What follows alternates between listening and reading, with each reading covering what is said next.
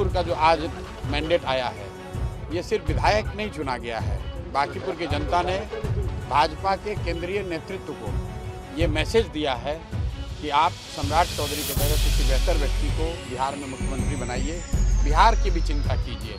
बिहार के लोगों को सिर्फ 5 किलो अनाज के नाम पर, जातियों के नाम पर वोट लेने का मशीन मत समझिए। इस बार बांकीपुर की जनता ने हमें जिताया है और इसलिए जिताया है कि उनकी उम्मीद है, ये विश्वास है कि हम अपनी क्षमता अनुसार उनके हक की आवाज़ उठाएंगे, उनके साथ कुछ गलत ना हो, वो हर संभव प्रयास करेंगे। आप भले ही बांकीपुर से चुनाव जीते हैं, लेकिन आप बात बिहार की करते हैं। बिहार की जनता को आपसे उम्मीद है जी, अगला कदम क्या होगा आपका? बिल्कुल। बांकीपुर का जो चुनाव हुआ है वो बांकीपुर के विधायक को चुनने के लिए नहीं हुआ है। पहले दिन से ही हम लोगों ने एजेंडा जो रखा था कि हम लोगों का लक्ष्य ये रहा है कि बिहार में जो एनडीए को, भाजपा को बहुमत मिला है, तो लोगों की ऐसी अपेक्षा है कि एक अच्छा आदमी बिहार का नेतृत्व करे ताकि बिहार का विकास हो, बिहार के बच्चों का विकास हो, यहाँ पढ़ाई हो, शिक्षा हो, रोजगार हो, पलायन बंद हो। तो बांकीपुर का जो आज मैंडेट आया है, ये सिर्फ विधायक नहीं चुना गया है। बांकीपुर की जनता ने भाजपा के केंद्रीय नेतृत्व को ये मैसेज दिया है कि आप सम्राट चौधरी के जगह किसी बेहतर व्यक्ति को बिहार में मुख्यमंत्री बनाइए, बिहार की भी चिंता कीजिए। बिहार के लोगों को सिर्फ 5 किलो अनाज के नाम पर, जातियों के नाम पर वोट लेने का मशीन मत समझिए। जितनी चिंता आप गुजरात की करते हैं, उतनी चिंता न भी हो, कम से कम उसकी आधी चिंता भी बिहार की कीजिए। हम लोग भी वोट देते हैं, हम लोग के बच्चे बाहर जाकर 10-15 हज़ार रुपये में मजदूरी करें, ये उचित नहीं है। तो अगर मोदी जी को चिंता गुजरात की है, वहाँ से 25 एमपी जाते हैं, बिहार से 40 एमपी जिता कर जाता है। हम लोगों का भी हक है, हम लोग के बच्चों का भी हक है कि यहाँ पर फैक्ट्रियाँ लगें, यहाँ पर रोज़गार हो, ताकि हम लोग के बच्चों को ट्रेन में, बस में जानवर की तरह बैठकर बाहर मजदूरी करने न जाना पड़े। और ये संदेश बांकीपुर की जनता ने बिल्कुल स्पष्ट शब्दों में भाजपा के केंद्रीय नेतृत्व को दिया है।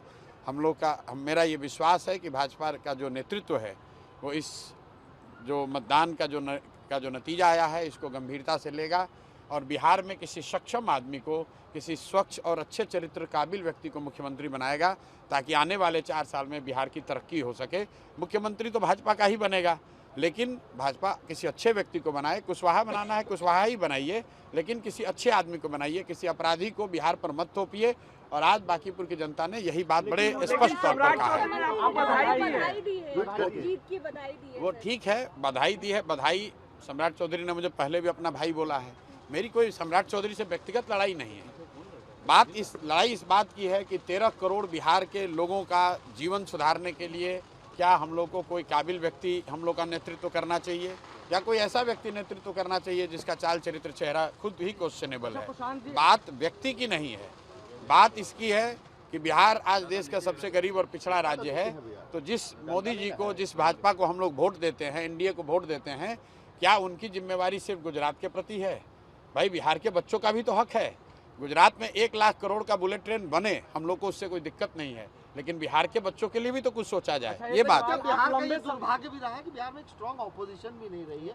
तेजस्वी यादव के ना, देखिए, स्ट्रांग ऑपोजिशन रहा है कि नहीं रहा है, अभी तो सत्ता में भाजपा है, डबल इंजन की सरकार है। आने वाले 3 बरस में मेरी अपेक्षा ये है कि दिल्ली और राज्य दोनों मिलकर बिहार की तरक्की में पूरी ताकत लगाएं, बिहार से पलायन बंद हो, बिहार के बच्चों को रोजगार के लिए बाहर न जाना पड़े। ये सिंगल एजेंडा है। अगर ये होगा, हम लोग भाजपा के पक्ष में वोट करने के लिए कहेंगे, लेकिन आप पहले पलायन रोकिए। बिहार के हर प्रखंड में, हर जिले में फैक्ट्री लगाने की व्यवस्था कीजिए। अगर गुजरात के हर प्रखंड में, हर तहसील में, हर मंडल में, हर जिले में फैक्ट्री लग सकती है, तो बिहार में क्यों नहीं? अगर सूरत में 10 लाख लोग मजदूरी कर सकते हैं, तो पटना में क्यों नहीं, बेगूसराय में क्यों नहीं? ये बात होनी चाहिए। अच्छा, एक सवाल है, लंबे समय से बिहार की राजनीति को भी देखते हैं, आप बार बार सीएम बदलने की बात कर रहे हैं, कह रहे हैं कुशवाहा से ही बनाया जाए, तो आप ये भी कह रहे हैं कि बीजेपी से ही सीएम हो, तो आप अरे भाई, हम क्या कह रहे हैं? जनता ने मैंडेट दिया है बीजेपी को, एनडीए को, तो मुख्यमंत्री तो उन्हीं का होगा। हम लोग ये कह रहे हैं भाई, किसी काबिल व्यक्ति को बनाइए, उस व्यक्ति को बनाइए जो बिहार में शिक्षा सुधारे, उस व्यक्ति को बनाइए जो बिहार में रोजगार लेकर आए, उस व्यक्ति को बनाइए जो बिहार में पलायन बंद करे। किसी जाति का हो, किसी विचारधारा का हो, उससे कोई फर्क नहीं है। बिहार में सुधार होना चाहिए। हमारे विधायक बनने से बिहार में सुधार नहीं होगा। हमारे विधायक बनने से, यहाँ भाजपा के आज हारने से जो संदेश भाजपा को लेना चाहिए, अगर वो इस संदेश को लेंगे, बिहार में सुधार के लिए कोशिश करेंगे, तो निश्चित तौर पे बिहार के लोगों का फायदा होगा। हम लोग तो अपनी ओर से कोशिश करेंगे ही। जब ये विधायक की नहीं थी तो भी बिहार के लोगों के लिए आवाज उठा रहे थे, आगे भी और मजबूती से उठाएंगे। जेन ज़ी का प्रोटेस्ट भी एक बड़ा फैक्टर साबित हुआ है चुनाव में। बांकीपुर में जो वोटिंग का पैटर्न है उसमें युवाओं ने बहुत बढ़ चढ़कर वोटिंग में हिस्सा नहीं लिया है। एक तरीके से ये अफसोस की बात है, लेकिन जेनजी को लेकर जो देश में माहौल है उसका असर जरूर यहाँ भी पड़ा होगा। लेकिन ऐसा नहीं देखा गया कि युवा कोई बहुत बड़ी संख्या में निकलकर अलग से वोट किया हो कि लोगों ने। यहाँ पर एक ही मुद्दा रहा है, जो एक अगर मुद्दा आप देखेंगे कि सम्राट चौधरी के नेतृत्व को बिहार की जनता स्वीकार करने को तैयार नहीं है, और वो मैसेज बिल्कुल क्लियर शब्द में आज मत के द्वारा लोगों ने बताया है कि जिस विधानसभा क्षेत्र में भाजपा 58,000 से जीती हुई थी, आज वहाँ करीब वो 20,000 से हारे हैं।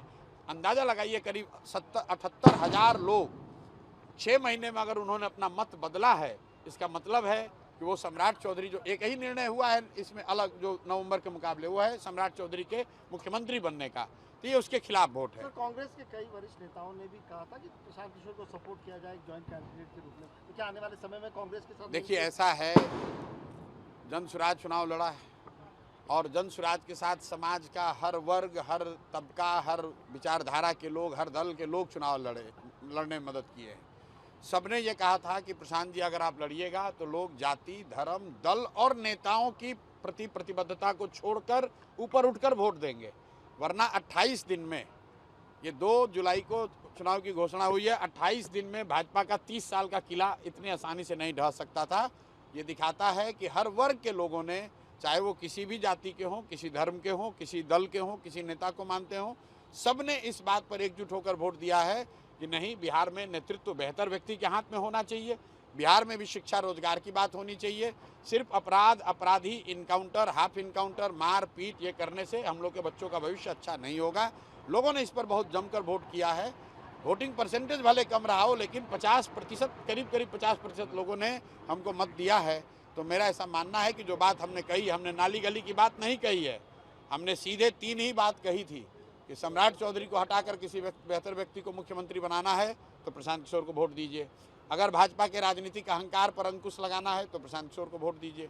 और बिहार में जितने चुने हुए जनप्रतिनिधि हैं, विधायक, सांसद, सबके मन में ये डर पैदा करना है कि अगर वो काम नहीं करेंगे तो चुनाव हार भी सकते हैं, तो प्रशांत किशोर को वोट दीजिए। मैंने इसी 3 बात पर चुनाव वोट मांगा है, लोगों ने वोट दिया है।